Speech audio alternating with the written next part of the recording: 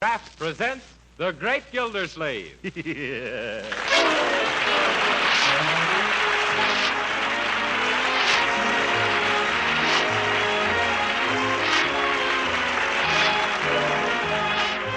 Each week at this time from Hollywood, California, Kraft presents Harold Perry as The Great Gildersleeve, written by Leonard L. Levinson.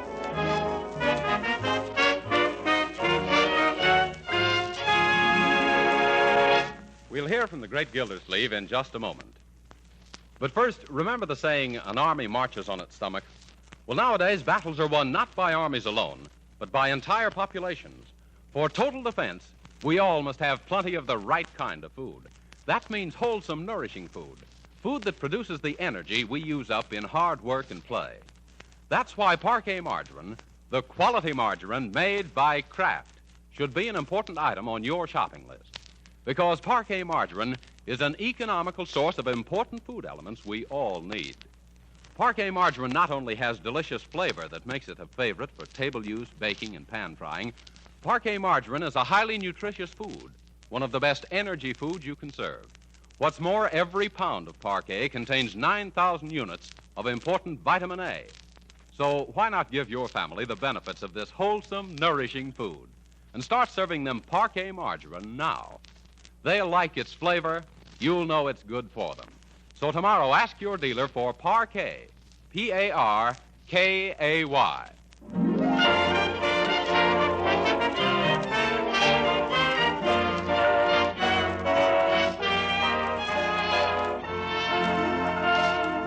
And now let's visit our friend, the Great Gildersleeve.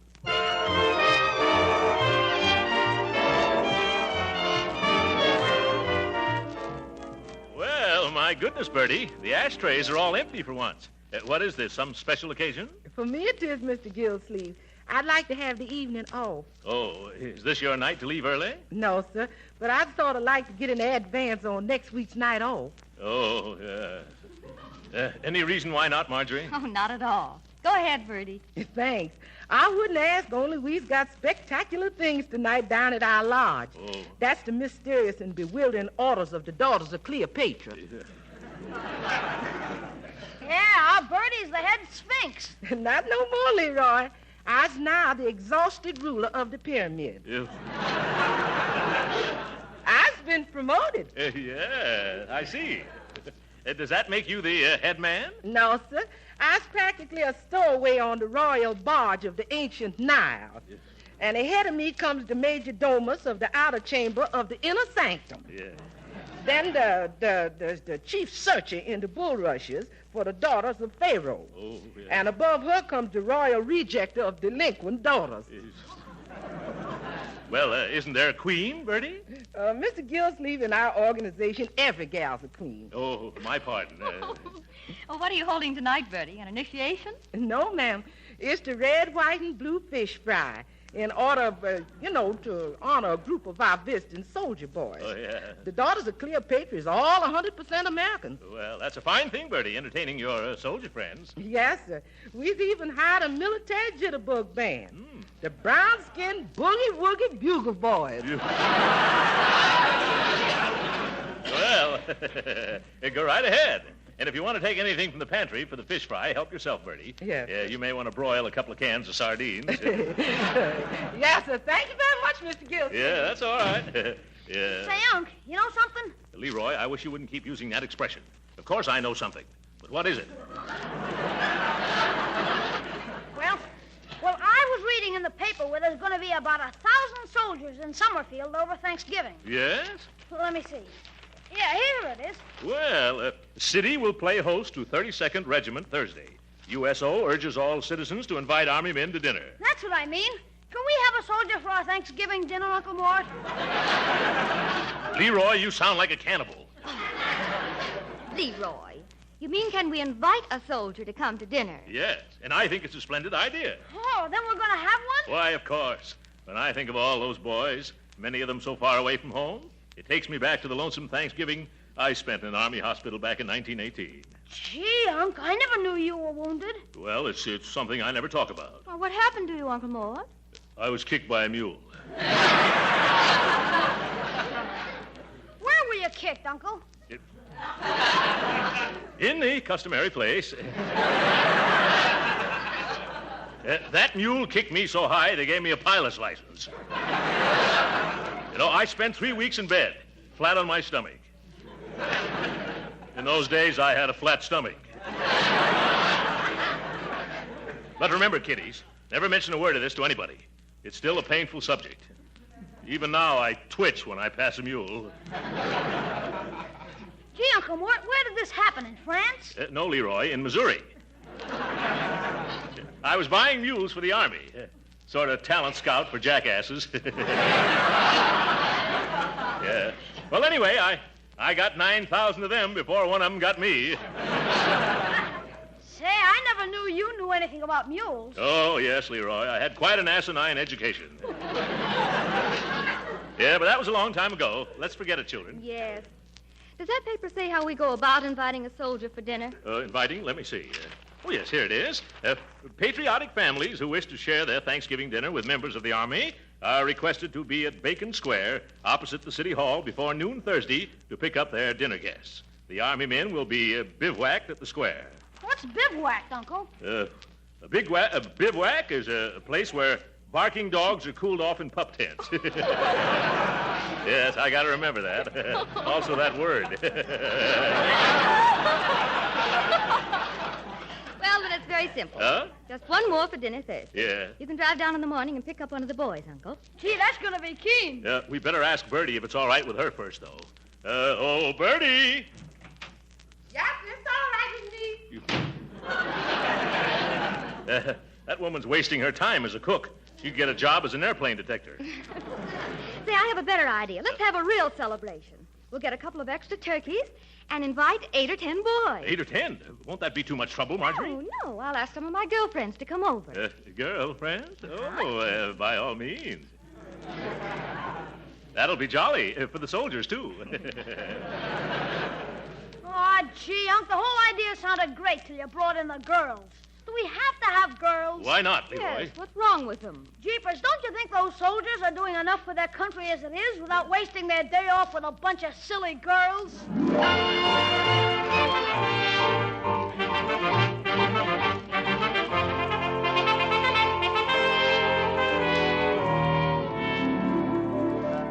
And in conclusion, fellow citizens of Summerfield, let me urge you once more on the eve of Thanksgiving to open your hearts and your homes tomorrow to the soldiers visiting our fair city.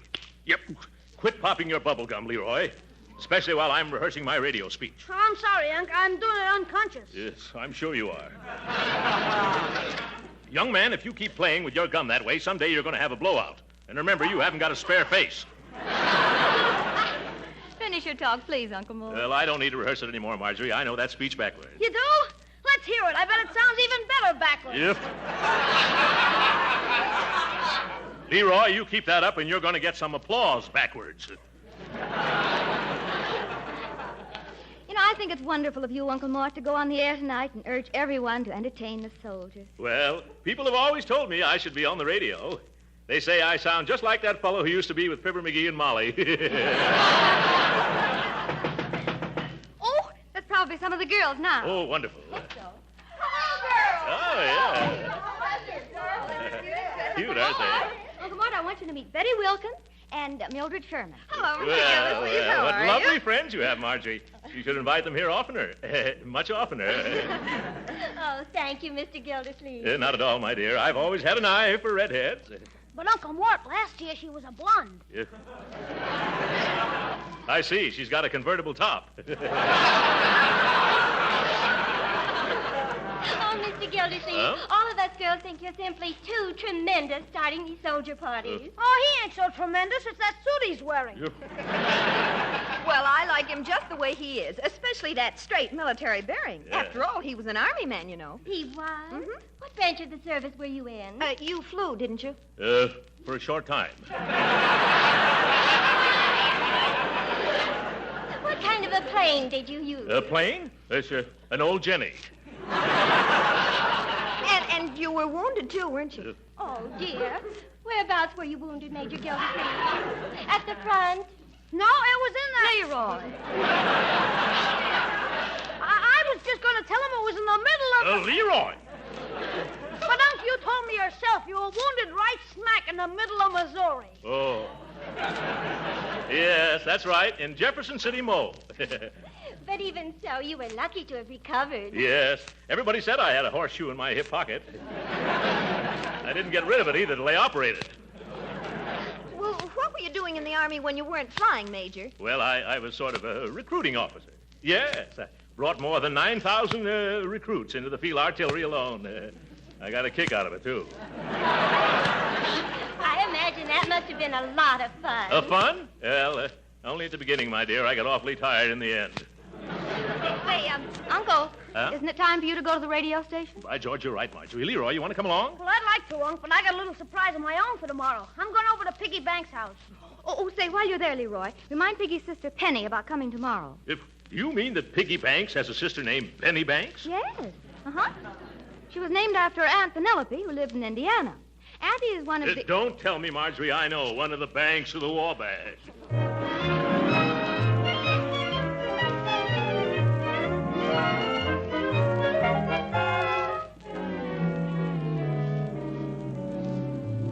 Look, Piggy, how's about lending me your bugle? Oh, I don't know, Meatball. What you want with it? I need it for Thanksgiving tomorrow. Oh, you got the wrong instrument. On Thanksgiving, you play with drumsticks. Now beat it. Oh, for corn's sake. Look, Pig, the reason I wanted it is because we're going to have a lot of soldiers for dinner. So what? We're having our cousin Rockwell. He's a city alderman. Oh, what's a measly old alderman? My uncle used to be a big shot in the Army, a major in the Missouri Mules. What you mean? Oh, well, that's what they called his outfit. Say, he recruited the toughest, meanest, fightingest outfit that ever come out of Missouri. What kind of outfit was it? Field artillery. You know, the cannoneers with hairy ears. Did they really have hairy ears? Oh, brother. I still can't see that this got anything to do with borrowing my bugle. Gee, you're dumb. I gotta make these soldiers feel at home so they can enjoy the turkey dinner. I'm gonna blow mess call on your bugle. Oh, I get you. That's a keen idea, Meatball. Now will you lend it to me? Sure. Swell. Now there's only one thing I gotta do. What's that? I gotta learn how to play a bugle.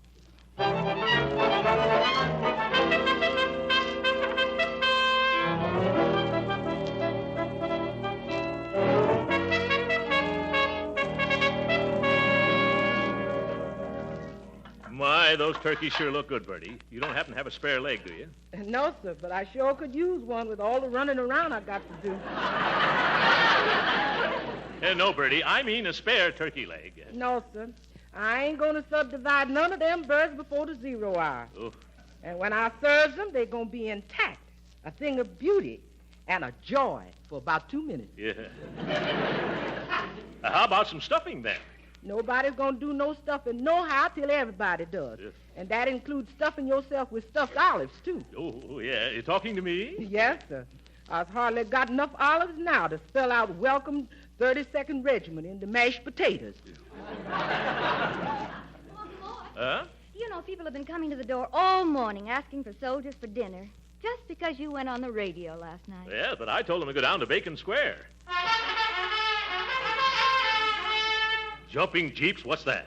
Oh, it sounded like it came from the living room. Well, it can't be anything serious. Then again, maybe it can. I'll find out right away.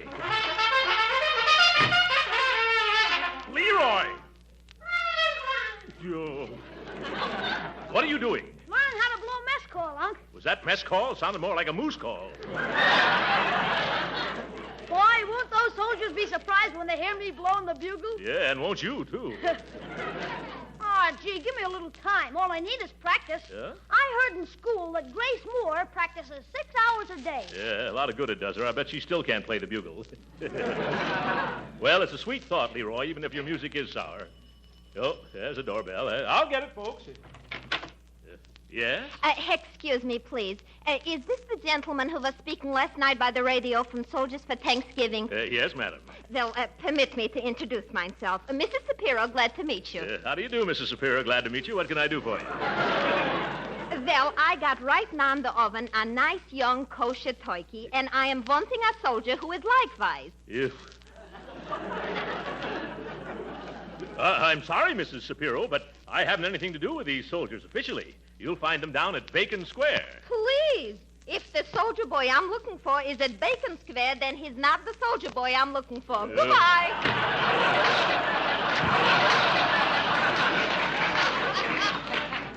Huh? You started downtown yet? You better get going. It's almost 12. Oh, all right, just as soon as I get my coat and hat. And Leroy. Leroy, come on if you're going downtown with me. Okay, Unc, here I come. Oh, stop that for a little. Young man, what are you doing swimming around in my old Army uniform? Gee, Unc, that's part of the surprise. How do I look? You and the mothballs look fine. Oh, girls, come in here and see Leroy. Looks cute at that. Look, he's got Uncle's uniform on, and it's all pinned up. Isn't it cute the way the breeches almost reach to the floor and back? Oh, Major Gildersleeve, why don't you put it on? Oh, I'm sorry, girls. But I couldn't get into that uniform if it were 3 times as big as it is now and I was twice as small as I am. Which would still be half again as large as the suit would be if it were double the size of what it is now, which it isn't, thank goodness, because if it was, I'd have to wear it, and I can't because it doesn't fit.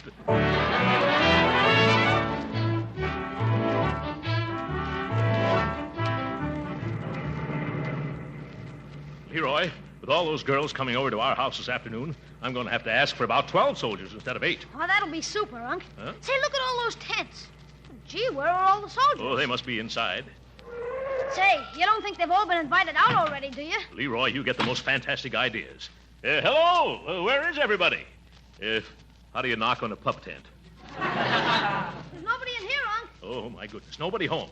Leroy, get away from that cannon before it goes off and takes you with it. Why did we wait so long? If all these pup tents are empty, I'm certainly going to be in the doghouse. Hey, Uncle Mort, here comes a soldier. Shall we invite him? Yes, of course. Oh, soldier. Yeah? How would you like to come over to my house for dinner now? Well, I don't know. We're going to have a... Hey, wait a minute. You leave this boy alone. He's coming home to dinner with me. Is that so? Don't you try to rustle my recruit. I saw him first. Oh, no, you didn't. I saw him first. You did not. I saw him at least 20 seconds before you did. Mister, I saw this boy 20 years before you did. He's my son. You... Come on, boy. Mom's waiting. Yeah, Mom's waiting. Oh, my goodness. Leroy, if I don't bring back a bevy of boys for that gang of girls, my goose will be cooked instead of my turkeys. Hey, let's look in this big tent. Maybe somebody's here. Huh? Oh, hello, mister. Hello. This is the mess tent, Leroy. Hello, Sergeant. Leroy, this is the mess sergeant. Where can I find some of your boarders, Sergeant? They's deserted me. And after I've been working my fingers to the bone over a hot stove all morning. Oh. You mean they've all been invited to homes already? Everybody, including my dishwasher. Oh, Leroy, we're sunk. You're sunk. What about me? 50 gallons of the finest turkey a la king made from a special recipe created by Prudence Penny. 20 dozen dainty Parker House rolls that couldn't be topped by Parker House himself. And 32 mince pies made out of the tenderest part of the mince. Yeah. Well, I can sympathize with you, Sergeant, but maybe you can help us. How? Well, it just so happens that we've gotten ourselves into something of a mess, Sergeant. We have 3 turkeys and almost a dozen beautiful girls at our house, just waiting to entertain some soldiers. Yeah, you should see the cookies that are waiting for the rookies. You'd have a wonderful time at our house, Sarge. How about taking off that apron and coming with us? I'm sorry, sir, but I'm on duty. Yeah? Like the captain of a ship, everybody else can leave. But I gotta get down with me pots. Gee, that's too bad. Come on, Unc. Before you go, I got just one slight request I'd like to make. Would you please take a taste of my turkey a la king? Well, I don't think Oh, come on. Huh? Just one teensy-weensy little taste. Well, just so I didn't labor all morning in vain. Here. Conscientious, isn't he, Leroy? Well, thank you. You have some, son? Thank you, but it'll spoil my appetite for dinner. And I've been saving this appetite for a week. How do you like it, mister? Well, I think I'll have a little more. Oh, no, Uncle Mort. Come on, we gotta dig up some soldiers. You're right, Leroy. Are you sure you won't come with us, Sarge? No, buddy. Duty is duty. And besides, the colonel would be sure to catch me if I sneaked out. Oh, the colonel. I'll bet he's got a few soldiers up his sleeve. Where can I find him? Way over there at the other end of the square, sitting in his tent. Yes. Well, come on, Leroy. We'll lay our troubles in his lap.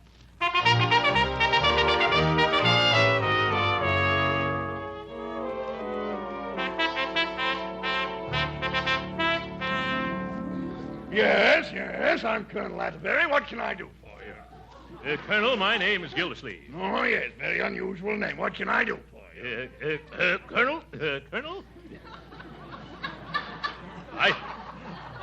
I have a lovely big home, a wonderful cook, and a dozen of the sweetest girls in Summerfield. What, no boys?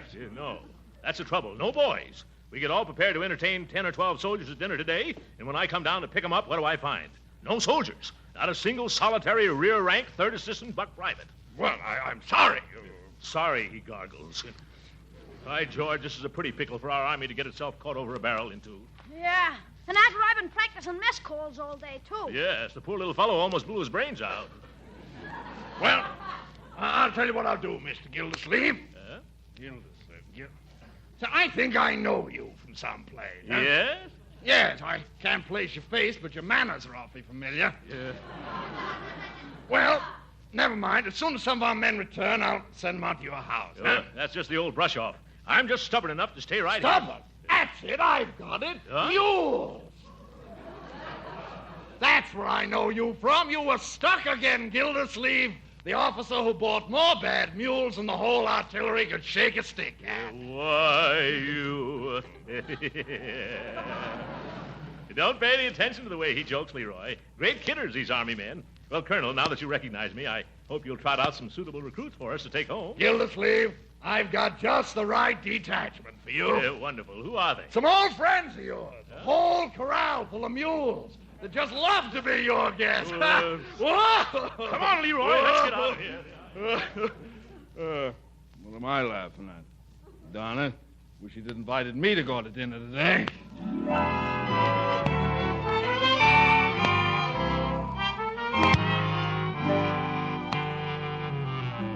Leroy, you better run along home now and tell the girls I'll bring back some soldiers if I have to call out the Marines. Okay, Uncle, where are you going now? I'm going to try the USO headquarters. And if you see any soldiers on the way home, grab them, even if they're wearing Civil War uniforms.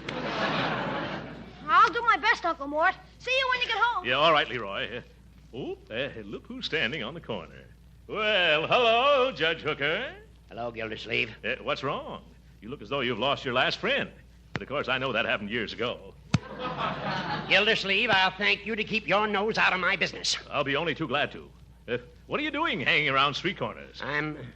Well, it's a long story. Huh? I happened to turn on the radio at home last night, and there was a fellow urging everyone to invite a soldier to dinner. Oh, he did. That speaker. There's a man. The way he told every citizen to do his duty by our new army was stirring and inspirational. It was, Yes. Why, the first thing I did this morning was phone the best restaurant in town and order the most expensive turkey dinner out to my house. I was going to invite a soldier to share it. That's the effect that speaker had on me. Well, where is your soldier? Well, that's where the trouble comes in.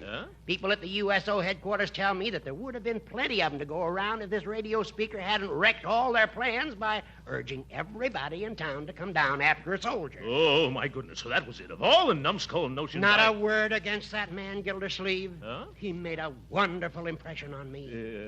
Clean-cut, vibrant personality. One of nature's noblemen, I should judge. Wish I could meet him someday. Would you really want to? Yes. Well, then shake hands. Oh, you'd like to meet him, too? Good gracious, no, I am him. What? Yeah. You? Why, you hypocritical hippopotamus. What? No, that's wrong of me. I've misjudged you, Gildersleeve. Well, I guess I've misjudged you, too, Judge Hooker. I never thought you had a heart under that old thick hide of yours. No? No. I just thought your blood circulated because you brought it to a boil so often. What are you doing roaming the streets on Thanksgiving afternoon, Gildy? Yeah, same thing as you are, Hooker. Looking for some military men to fight their way through a couple of 20-pound turkeys. Well, suppose we do our hunting together, Gildy, old pal. Why not, old chum? After all, this is Thanksgiving Day, and we should treat each other like human beings for change. Splendid. That goes for me, too. At least for today. Yeah, well, come on. You work this side of the street, and I'll take the other side. All right. Oh, boy. Wait a moment. What is it? Look, here comes a young fellow in uniform now. And I saw him first. Yes, that's so. Hey, son, come here. Stop that, you double-crossing little botfly. Young man, how'd you like a delicious turkey dinner? Huh? Who, me? Yes, he wants you to come up to my house. I don't either. I'm in my house. I've got a great big turkey just for two of us. We got 4 turkeys at our house, and we'll give you a whole one for yourself, son. Oh, gee whiz, I couldn't eat that much. And besides, I'm supposed to report to USO headquarters. They're closed for the day, Corporal. Come on out to my house. Oh, but I'm not a corporal. Of course not, Sergeant. Now, my car's right over here. So if you'll excuse us, Judge... Nope. Come this way with me, Lieutenant. You wouldn't like it at his place, Captain. Oh, now, gentlemen, please, let go of me. Hey, you're tearing my uniform. Let go of the major's uniform. Yeah. Let's trot along. Okay, if you want to get indigestion. Now, my turkey is... His turkey is as old as he is and just as tough. Hey, I wish somebody would tell me what this is all about. Don't let him confuse you, son. I'll take you to a movie after dinner. A movie? We're going to have dancing at our house. You'll have 12 beautiful hostesses to dance with. Oh, who wants to dance on a full stomach? You do, don't you, son? Oh, gee, I don't know. I never learned. No time like right after dinner. Come on, that's my car right over there. Of all the low-down, backbiting, double-dyed, unscrupulouses, I've had enough. Come back here, young man. Who, me? Yes, you. I'm going to start off entertaining you this afternoon by making this fat worm fold up like a road map. Here, hold my coat. I'll be very glad to. No, I won't. Now, see here, Hooker. You point a pinky at me, and I'll beat the daylights out of you and then back in again. Hey, gee, aren't you two fellas a little too old for this sort of thing? If you keep out of this. Who invited you to? Say, I invited you. Come on, let's go home. No, you don't, Gildersleeve. I'm going to knock you colder than an Eskimo mother-in-law's kiss. Why, you all... Oh. What's the use of quarreling like this? If you've got your heart set on taking this young man home, Judge, I won't stand in your way. Yeah, but haven't I anything to say? No. Gildersleeve, do you mean this? Yes, Judge. Go on and get your car. Hurry up now before I change my mind. All right. You just wait right here, soldier. I'll be back in a jiffy, and then we'll have a wonderful dinner. Yeah. Happy Thanksgiving, Gildy. Yeah. Gee whiz, mister. You got me all confused. Do I have to have dinner with that other gentleman? With that old goat? Of course not. Huh? Wait till he turns the corner. All right, come on. Now run like anything. But the judge went that way. I know that. My car is this way. Hurry up, boy. Huh?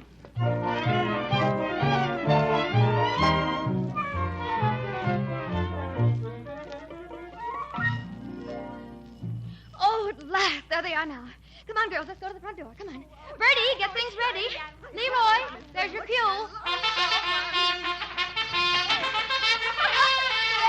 Yeah, well. Here we are at last. Step right in, son, and meet everybody. Gee, thanks. Girls, this is Jerry Arnold, Private Jerry Arnold of the United States Army. Oh, no, sir. Oh, you're not a private? Oh, no, sir. I'm not even in the Army. What? You're not? I know, sir. I'm a Boy Scout. Oh!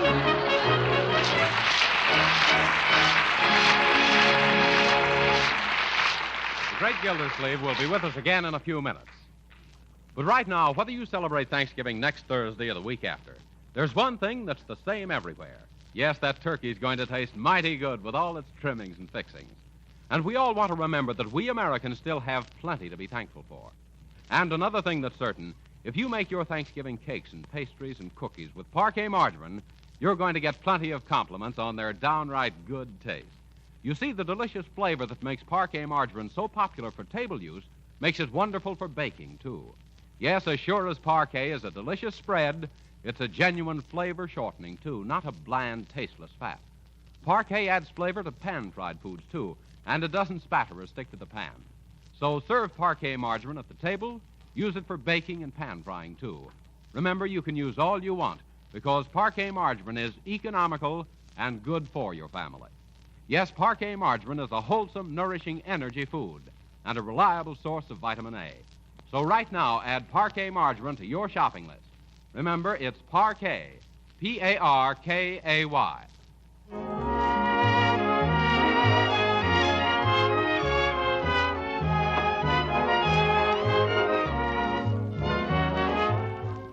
Sorry, our time's up. Happy Thanksgiving, ladies and gentlemen. Good night.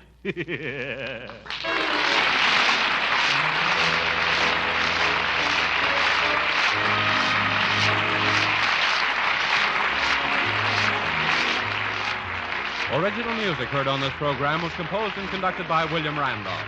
This is Jim Bannon speaking for the Kraft Cheese Company and inviting you to be with us again next week at this same time for the further adventures of the Great Gildersleeve. This is the National Broadcasting Company. Kraft presents The Great Gildersleeve. Each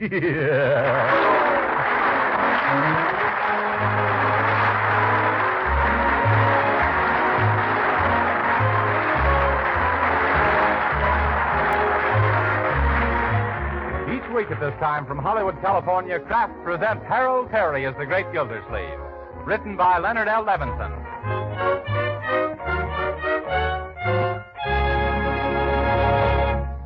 We'll hear from the Great Gildersleeve in just a moment.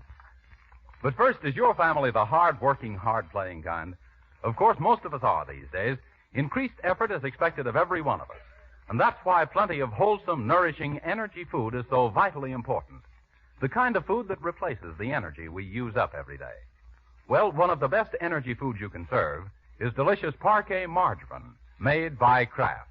Yes, Parquet margarine is an economical source of nourishment and energy your whole family needs. You'll be glad to know, too, that every pound of Parquet contains 9,000 units of important vitamin A. What's more, Parquet margarine is so downright good tasting, your family will eat all they need. Yes, Parquet margarine's delicate, satisfying flavor is sure to make a hit, whether you serve it at the table or use it for baking and pan frying. So why not give your family the benefits of this delicious, nourishing food and start serving them Parquet margarine tomorrow? Yes, when you order, ask your dealer for Parquet, P-A-R-K-A-Y.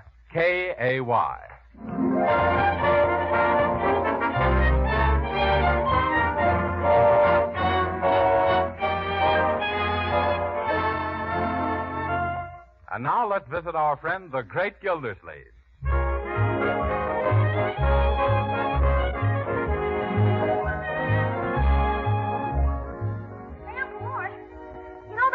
Stuff of yours in the attic? In the attic, yes. What about it, Leroy? Well, look what I found up there. An old family album. Album? Oh, is that so? Any pictures of me in it? Ah, there. You're number one of the Puss Parade. Yeah. Leroy. May I look at it, Uncle? Sure, Marjorie. Go ahead if you want to. Thanks. Oh, look at this one. Huh? Oh, what a beautiful baby. Yeah. Say, who is she? Well, if you must know, she's me. You mean you didn't always have that mustache? Well, not as a little shaver. Turn the page, Marjorie. Huh? Oop. Forgot about that one in the little Lord Fauntleroy outfit. Wish I had those beautiful curls today. For corn's sake, look at the lace on your pants. Leroy, at that age, did I know what I was doing? Oh, Uncle. Look, here's one where you're a little older. Huh? With two pretty little rabbits. Oh, yes, my rabbits. Those were my pets. I called them Flopsy and Mopsy. I intended to raise them and make enough money to pay my way through college. What happened, Uncle Mort? Nothing. I paid $2 for those rabbits. What was the matter? That was it, $2.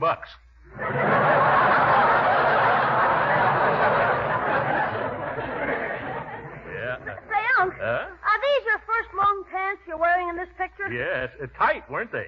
When people saw me wearing them, they just split. Who, the people or the pants? Yeah. First the pants, then the people. Here's a picture taken not so long ago. Well, how can you tell? Well, Uncle Mort is almost as fat as he is now. Leroy. The bathing suit he's wearing. Yes. That suit was all wool and a yard wide. What's that thing you're eating, Unc? Let me see. Eating? Oh, I wasn't eating anything. I was just blowing up my water wings. Say, I feel kind of chilly. Bertie, shut the front door. I can't. It's stuck. Oh, probably the change in the weather. I'll take care of it, children. Yeah. Now, what's the trouble, Bertie? No wonder that door is stuck. There's a man's foot caught inside. I knows that, and he refuses to take it out. Oh, well, let him in. He's probably a visitor. It ain't no visitor. It's a salesman. Salesman? How do you know? 'Cause the hot air's coming from the outside inside. Oh. Mister, get your foot out this door, 'cause we ain't in the market for nothing. Yeah. Well, let me handle him now, Bertie. I'll brush him off quickly. Now, don't you go buying any foolish, worthless stuff like you did last time. Huh? That perfume was nothing but water. Well, how did you know, Bertie? Did you open the bottle? No, sir. But the salesman come round to the back, and I bought some myself. Yeah. Well, you run along back to the kitchen. I'll get rid of this chap. Yes, sir. Yeah. Ah, good afternoon, sir. My company is introducing a new cigar. I don't want it. And I'm giving out a few boxes to discriminating judges of tobacco as free samples. Free? Uh-huh. Oh. Well, let's step in out of the cold, sir. Oh. Here, let me help you with those big, heavy boxes. Thank you. You're such a little fellow. Yeah. I was always considered quite an authority on good cigars. What's the name of this new brand? Mister, these are the genuine made in Havana, aged in the wood, soaked in the New England maple syrup La Rumba Panatella cigars. Once you get the La Rumba habit, you can't shake it. Yeah. Well, they certainly sound good. Oh, and they smell good, too. Now, just sample the delicious aroma. Go ahead. Let your nose run riot. Oh, let me see. Clears the head, doesn't it? Practically clears the room. I'm afraid these are rather strong for me, young man. Oh, yeah, and after you've smoked a few, you'll be strong for them. I'll have to be.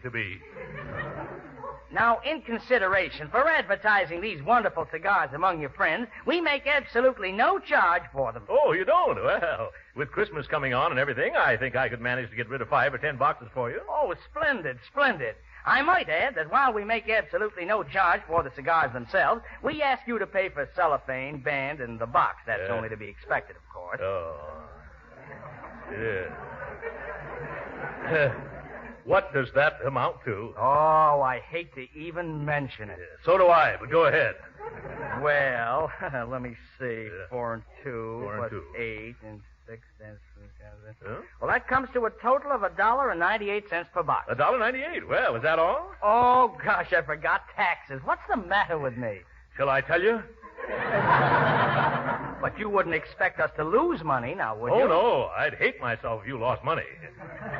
How much are the taxes? Only 50 cents a box. Now, are you taking 5 or 10 boxes? Well, come to think of it, I don't know an awful lot of people here in Summerfield.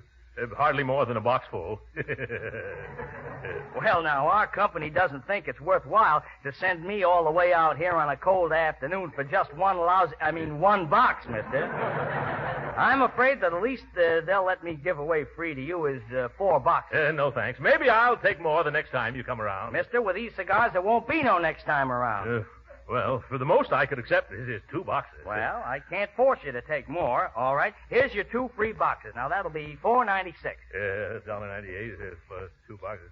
$4.96. Yes, you're right. I was always good on arithmetic. You're very generous, really. Here's a $5 bill. Oh, thank you. Now, wait just a second. You've got some change coming. Oh, yes. 4 cents. 4 cents. Yes. Funny, it's lots of silver here, but no pennies. Oh, that's all right. You can forget it. Oh, no. I'll get it for you somehow. Oh, here we are. Yes. What's this? Your change. A 1 cent stamp and 3 sticks of chewing gum. Goodbye. Oh!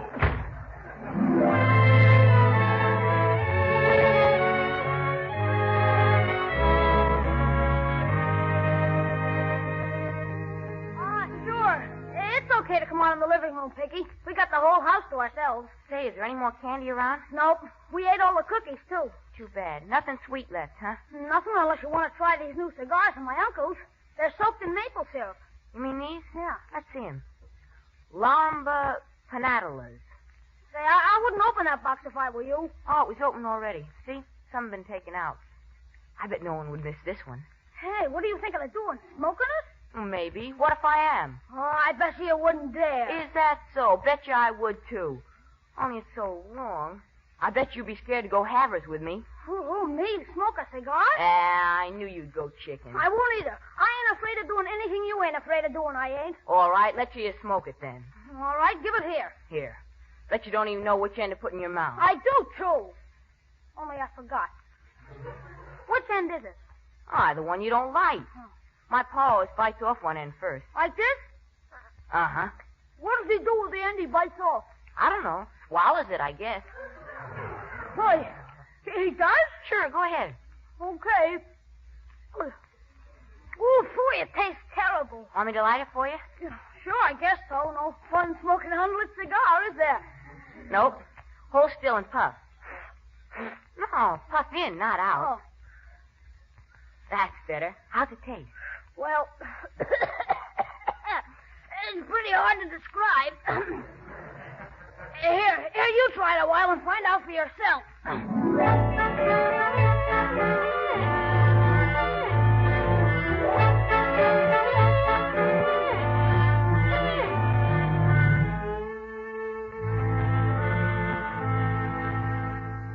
Look, I can exhale every puff. Well, don't hog it all day. It's my turn again. Wait till I try blowing smoke through my nose. Okay, you can have it now. Gee, you got it all unwrapped. I'm sorry. You want me to tie a piece of string around the outside cover? Or a rubber band? No, I think it'll be all right. Now watch me. What's that supposed to be? I'm blowing smoke rings. You ain't either. Them's clouds. heck, I can do better than that. Okay, here, you take it. Oh, no, I didn't mean for you to do that. You can keep it as long as you want to. Oh, that's all right. I'm not selfish. Well, all right. How's this?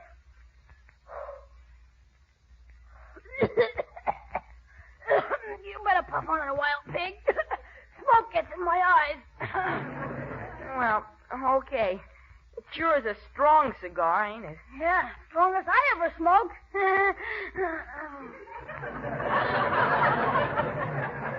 Oh, what's the matter, Leroy? Don't you feel well? Well, there's been times when I felt better. Here, ready for another drag? No, not just yet. I think I better sit down for a while. You mean you're dizzy? Yeah. Well, sitting down won't help. I know, I'm sitting, and I'm dizzy, too. I wonder what's wrong with us. I haven't any idea. Do you think it... Say, pig, sit still, will you? I ain't moving, except my head seems to be going around. Gee, that's funny. You got two heads. And they're both kind of green. Two heads, huh? Well, that accounts for it, then. Counts for what? I can see 2 whole rooms. You know, I don't think I feel so good. Do you think it could possibly be the cigar? I wouldn't be a bit surprised. Here, Leroy, you can have it. No, you go ahead and keep it. There's lots more where that one came from. Oh, my goodness. Now my stomach's starting to go around, too. Yeah, I know just how you feel. If it's all right with you, Leroy, I think I'll go now. You're not mad or anything? Oh, no. If you want any more of the cigar, it's right here on the fern stand. See, don't hurry off. I better go or you might be sorry I stayed. Oh, gee whiz. No, I'm beginning to see what you mean. I better get some fresh air, too. Hey, Piggy, wait for me.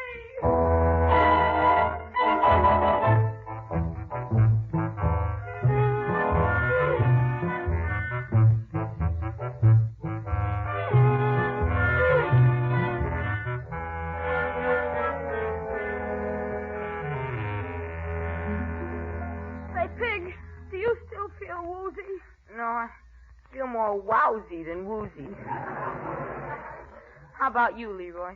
Oh, I'm all right, except for my head, which is awful light, and my feet, which are awful heavy, and my stomach, which is awful. Awful what? That's all, just awful. Gee, I don't think I've got a stomach anymore. Boy, are you lucky. Take it easy. Just close your eyes. No. Every time I close my eyes, tapioca keeps floating in front of me. Tapioca with me on lice. Do you think we should get up and walk around a while? No. Let's stay here in the garage until it stops going around. Darn the guy who invented cigars anyhow. Who was he? I don't know. Some Indian named Corona, I think.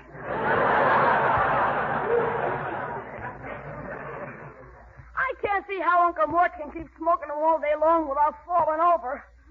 Imagine going around like this all the time. Gee, I just thought of something.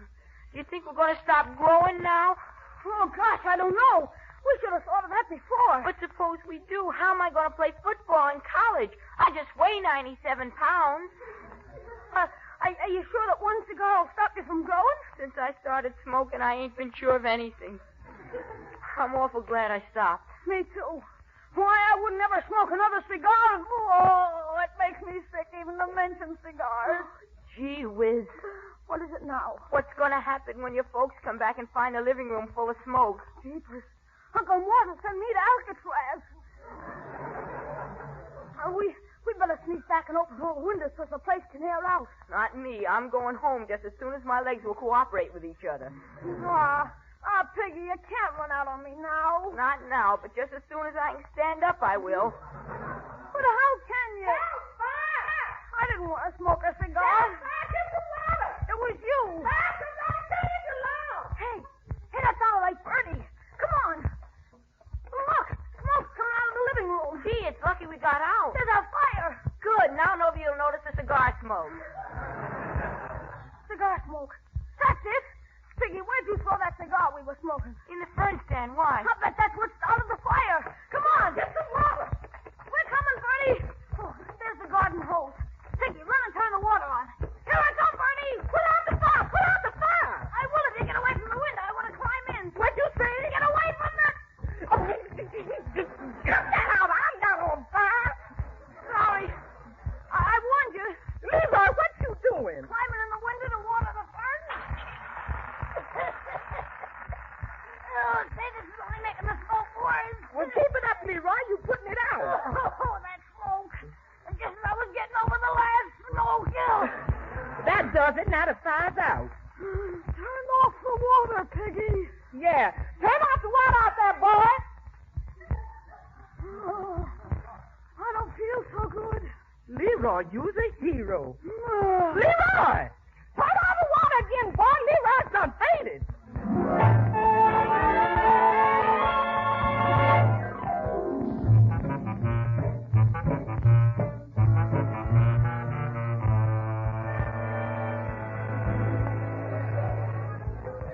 Well, Marjorie, are you sure we've ordered all the candy we need for Christmas? Oh, yes, Uncle Mort. My, you've been buying like Santa Claus with a sweet tooth. Well, why not? No matter how many Thanksgivings we have, Christmas comes once a year.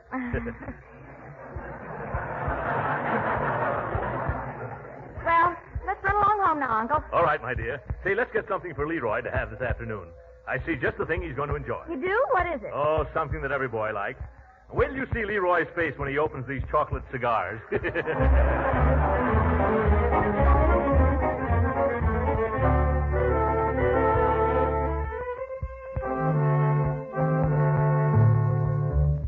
what I tell you, Bertie? He's opening his eyes. Yeah, but it don't look like he's seeing anything. Leroy, honey, is you all right? Oh, me? Oh, yes, I'm all right. And you just lay there on the sofa whilst I try to clean up this mess in the living room. I can't figure out for the life of me how that fire started. Hey, Piggy. Yeah? Gee, what are we going to say when Uncle Mort comes home and asks us how the fire started? Well, we could say it was a spark from the fireplace, if there was a fire in the fireplace. Except there's no fireplace. Gee, if they ever find out how that fire really started, I'll be cooked. Haven't you got a good idea? Yes, I'm going home. So long, Leroy. See you in school.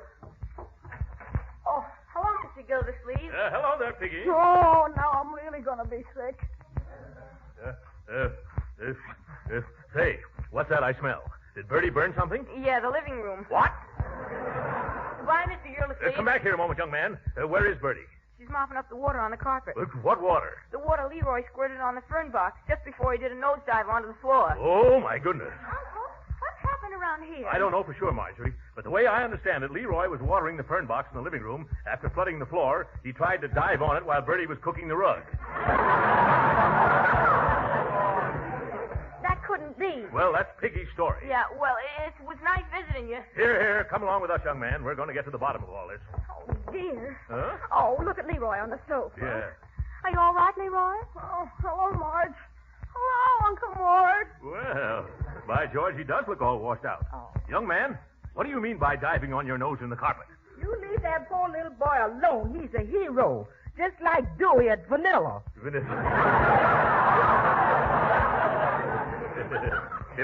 What do you mean, Bertie? Why, there was a fire, and Leroy ran in here with the hose and saved us all from being a lot of clinkers. Well, you're a brave boy, Leroy. By the way, Bertie, how did the fire happen to start? Oh, my head. Oh, my stomach. Oh, my. What's wrong? Oh, I know. He's inhaled too much smoke. Yes, that's it, Uncle Mort. Well, we're going to get you well in no time at all. No time at all. That's good. Yeah. Marjorie, what's the office number of Dr. Silsby? No. I don't need a doctor. It's Rosebud 2212. Thanks. Hand me that phone, please, Bertie. Thank you. Don't try to get up, Leroy. Just relax like a piece of liver. No. Hello, Dr. Silsby? This is Throckmorton P. Gildersleeve. I want you to come right over. There was a little fire at our place. I know you're not a fireman. My nephew Leroy put it out, and now he isn't feeling so hot. Yeah, get over here as quickly as you can, Doctor.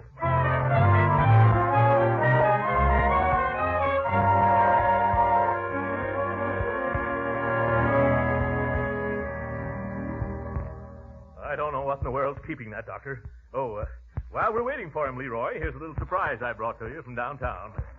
Here. It's a chocolate cigar. No. Yeah.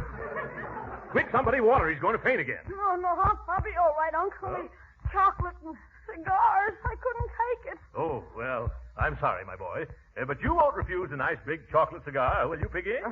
Yes, Mr. Gildersleeve. I couldn't. Huh? That is, Leroy might feel bad if he saw me eating it. Oh, yes. Well, that's very considerate. We'll save them for later then. By the way, how did this fire in the living room start, Piggy? You mean the fire from the cigar and the fern stand? Oh, what's wrong, my boy? It hurts. The scar I got from the fern stand that was on fire. Oh, yes. Piggy, isn't it time for you to go home? Uh-huh. Oh, yes. I gotta be going now. Yes. Well, it gets me. How a fern stand can suddenly, without any cause, burst into flame is one for Ripley. Maybe it was spontaneous compulsion.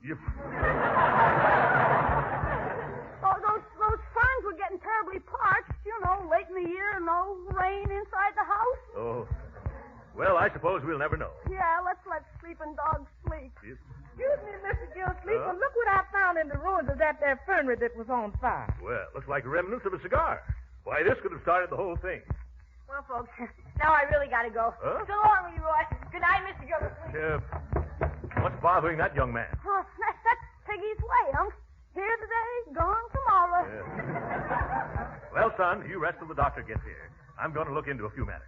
Come on, Bertie. Let Leroy sleep. I can't understand it. How did a cigar get into the fern stand? Oh, talking of cigars, Bertie, did anything happen to those 2 new boxes of Larumbas? They putting them in boxes now?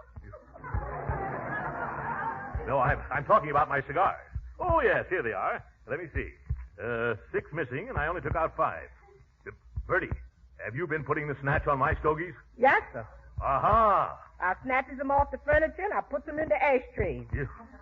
No, I mean, have you been smoking my cigars? Me? Oh, I should say not. I ain't one of them society ladies. Well, somebody took one. Marjorie? Yes, Uncle Mort? I've been doing a little detective work about that fire. I've always fancied myself as another thin man. And I have a pretty good idea how it started, too. How, Uncle? Well, I think I know who dropped the cigar into that fern stand. Now, don't look at me with that steely glint in your eye, Sherlock Holmes. I haven't smoked a cigar since last election. Oh, be serious, Marjorie. Did you notice how evasive Leroy and Piggy Banks were when I questioned them just now? No, I didn't. No, of course not. You weren't even there. But they were as hard to pin down as a baby on a roller coaster. But Leroy, smoking cigars. Didn't you notice their appearance? They were both as pale around the gills as a whitefish. Does smoking a cigar have that effect? I should say. I'll never forget my first corn silk Corona. I was weak for days and in the days for weeks. And besides all this circumstantial evidence, there's one real incriminating clue. What's that? Leroy's little finger. What's wrong with his little finger? He's wearing the cigar band from that missing cigar.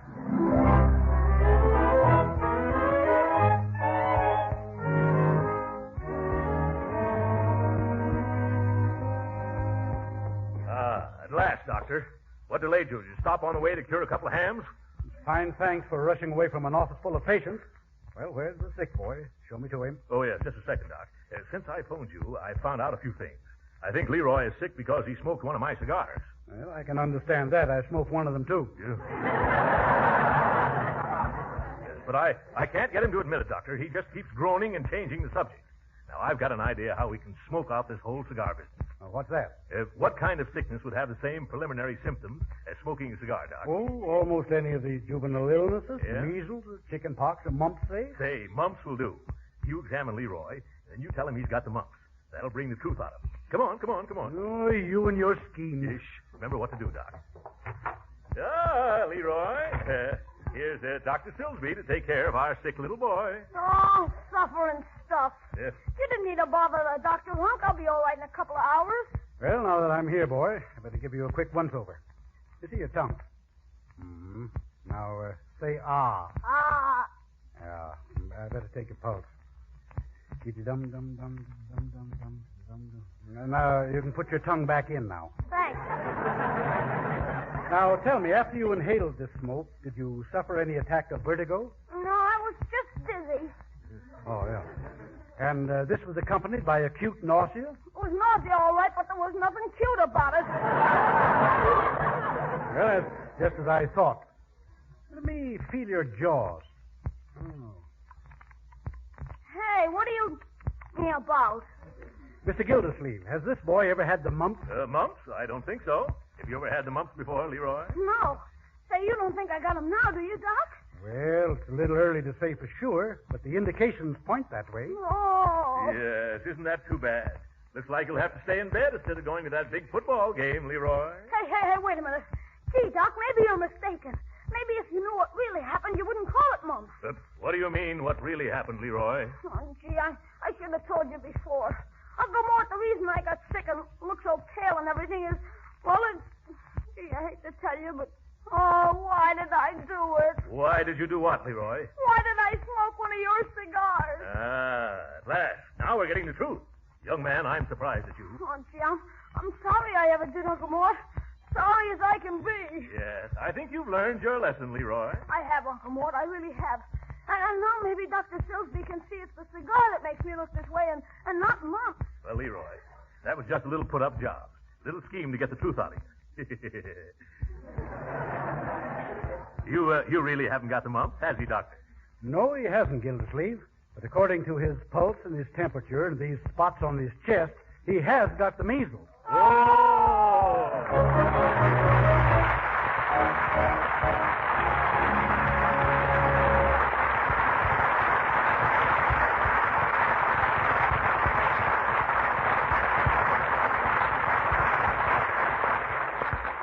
The Great Gildersleeve will be with us again in a few minutes. But right now, do you grown-ups remember the old-fashioned kitchen on baking day? What fragrance, with cakes and pies and cookies in the oven. Why, everything smelled so good my mouth fairly watered in anticipation of all the good things to eat. And nowadays, lots of up-to-the-minute housewives are learning the modern secret of that old-time home-baked flavor. Yes, more and more good cooks are insisting on a real flavor shortening for baking instead of bland, tasteless fat. That's why so many good housewives are using Parquet margarine for baking. For a flavor shortening is just what Parquet is. You see, the delicate taste that makes Parquet so delicious for table use gives extra flavor to baked foods, too. Yes, and that's the secret of foods pan-fried in Parquet. They're tastier, too, and Parquet doesn't spatter or stick to the pan.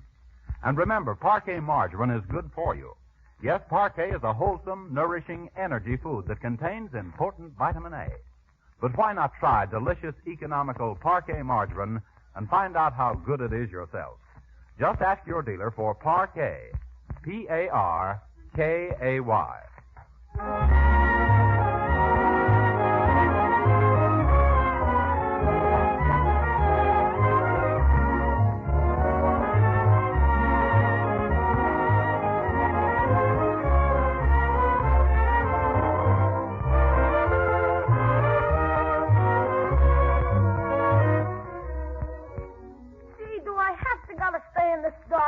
Uncle Mort? Yes, Leroy. That's part of the cure for measles, you know. Who's that? Leroy, it's me, Piggy. I just sneaked back to see if they found out. Yeah, they did. Gee, did you catch it? I'll say I did. Yeah. Looks like you're going to catch it too, Piggy. Good night.